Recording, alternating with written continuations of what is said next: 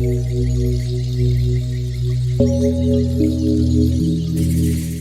j'ai commencé à écrire un journal le jour où j'ai appris que j'avais un cancer du sein, et le jour même, pendant que j'étais au téléphone avec le radiologue qui m'annonçait les résultats d'une biopsie, et donc résultats évidemment positifs, mais très négatifs pour moi évidemment. J'ai continué à tenir ce journal parce que je trouvais que c'était intéressant de voir l'évolution de mon parcours, que ça me faisait beaucoup de bien en fait de rendre réelle la maladie, parce que pendant un moment il y a une sorte de déni, il y a aussi une sidération, comme si on savait qu'on était malade, mais comme on n'a pas mal nulle part, le cancer en fait ne fait pas mal normalement, ça arrive qu'il le fasse, mais on se sent vraiment sale et en même temps pas malade, c'est assez étrange. Et surtout pendant tout le premier mois où on m'a annoncé un cancer du sein et qu'on m'a dit qu'on m'opérait le mois d'après, j'ai passé un mois à dormir, à manger en pensant à ce cancer qui était là dans mon sein. C'est devenu un rituel de décompression parce que j'ai beaucoup écrit pendant que j'attendais dans mes rendez-vous médicaux en fait.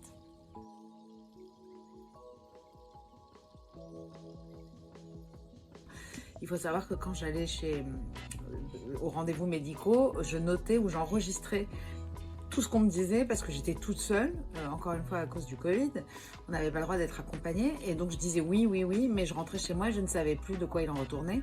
Donc je réécoutais les enregistrements et j'allais googler les mots ganglion sentinelle, hormonodépendant, et puis plein d'autres choses, hormonothérapie, radiothérapie, parce qu'on s'est dit on va faire de la radiothérapie, mais on ne sait pas ce que c'est. On nous dit qu'on va faire une mastectomie. Déjà, je n'arrivais pas à l'écrire, mastectomie, tout le monde dit mastectomie déjà. Donc on apprend déjà le vocabulaire, on apprend l'orthographe, mais surtout on apprend ce qui va se passer. Donc c'est intéressant de ce point de vue-là. En revanche, il ne faut pas aller s'éterniser sur les effets secondaires, parce que moi je me suis interdit d'aller voir justement ça.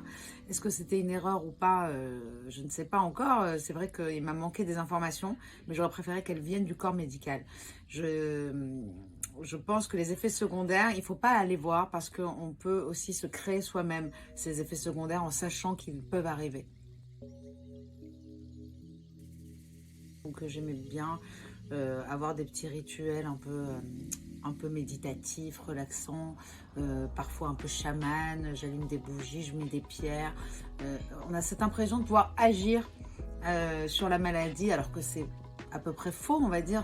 En tout cas, l'action en soi ne guérit pas, mais en tout cas on se sent un petit peu acteur du truc, et surtout ça donne une légèreté, ça donne la foi, ça donne un moral qui fait qu'on guérit mieux. À mon sens, j'en suis presque sûre en fait que la pensée est créatrice, et donc si on pense des choses positives, si on a l'impression qu'en portant cette pierre jaune du côté gauche, le sein va guérir plus vite, peut-être que c'est l'effet placebo, et ça fonctionne.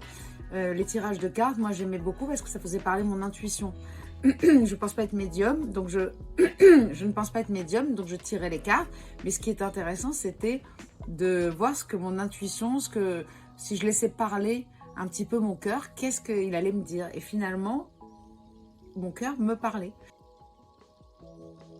Aujourd'hui, si je relis mon livre et que je vois ce que les gens me disaient, je leur en suis extrêmement reconnaissante, et j'ai énormément de gratitude envers tous ces gens qui m'ont soutenue et qui ont essayé de faire comme ils pouvaient avec ce qu'ils avaient, c'est-à-dire pas grand-chose. Je leur laissais pas grand-chose en fait, pas une grande marge de manœuvre. Je n'aime pas les conseils, je n'aime pas les plaintes, je n'aime pas les consolations en fait. Je crois que j'attendais juste qu'on me dise je suis là, et surtout qu'on ne minimise pas ma douleur. Ce que je donnerais comme conseil, c'est ça. Je pense que souvent on croit qu'en minimisant la douleur, d'ailleurs c'est ce que les médecins m'ont dit, on va faire une petite hormonothérapie. Je l'avais appris déjà dans Friends, à un moment donné, Rachel dit ça à Ross, c'est pas parce que tu mets le mot petit partout que ça va mieux passer. C'est très important à Friends. Et en fait, on n'a pas envie d'entendre c'est derrière toi, ton cancer il n'est pas agressif. On a envie qu'on nous dise je comprends ta souffrance, je comprends ta douleur. Et surtout que moi, mon combat finalement n'était pas celui auquel je m'attendais. Le cancer, j'ai réussi à combattre cette maladie, mais les effets secondaires des traitements m'ont totalement paralysée, coupé les jambes. Donc c'était ça le combat. De fatigue, en fait, d'épuisement. J'ai toujours eu des problèmes avec le sommeil. Et comme je n'arrivais pas à apprivoiser le sommeil, j'ai décidé d'apprivoiser la nuit. Donc je l'ai fait mienne et donc je sortais beaucoup. Je ne voulais pas me coucher, je ne voulais pas dormir et en fait je m'endormais de fatigue, en fait d'épuisement. Peut-être parfois je n'avais pas dormi pendant plusieurs jours.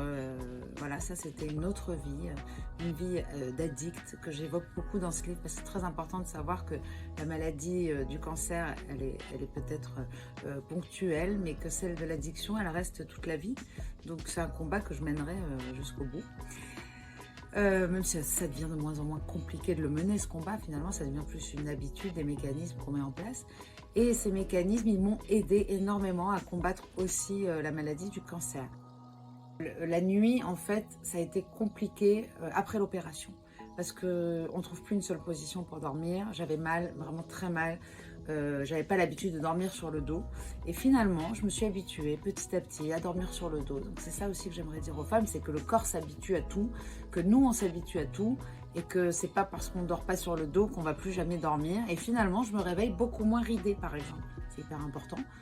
Ariel Dombal dort sur le dos.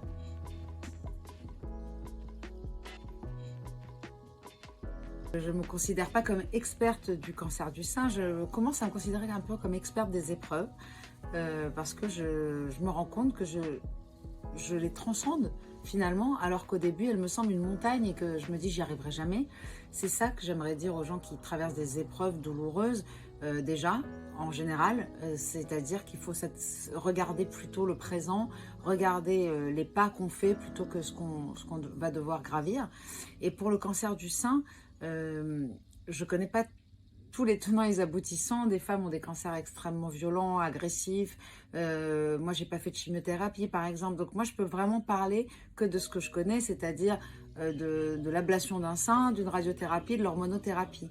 Alors, pour l'ablation d'un sein, moi, je trouve que si on accepte totalement cette opération, si on a la chance d'avoir une reconstruction aussi, même si le sein ne sera plus jamais pareil, je trouve qu'on peut s'adapter et surtout accepter de regarder dans le miroir quelque chose qui est la marque d'une épreuve. Et je trouve qu'on devient plus fier en fait. Il n'y a pas de honte. Il n'y a pas de honte puisque de toute façon, c'est pas de notre fait. Et puis c'est surtout un souvenir de quelque chose qu'on a vaincu. Donc pour moi, c'est une victoire.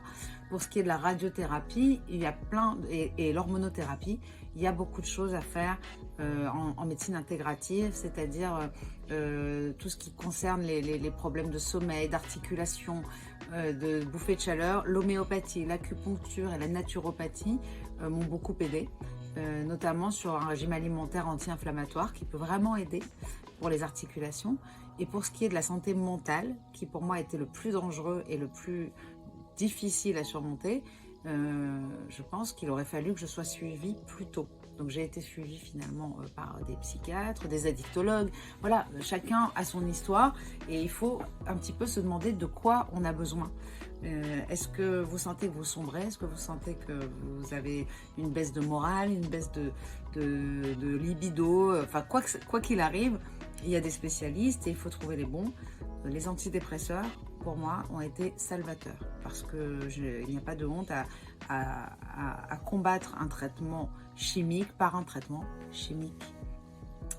Voilà, moi tout ce que je pense, c'est que déjà, il faut essayer de faire de l'épreuve une expérience qui est là pour quelque chose. Et si on peut apprendre de ce qu'on traverse, et ben finalement on est double gagnant, on a vaincu quelque chose et en plus on a appris sur soi.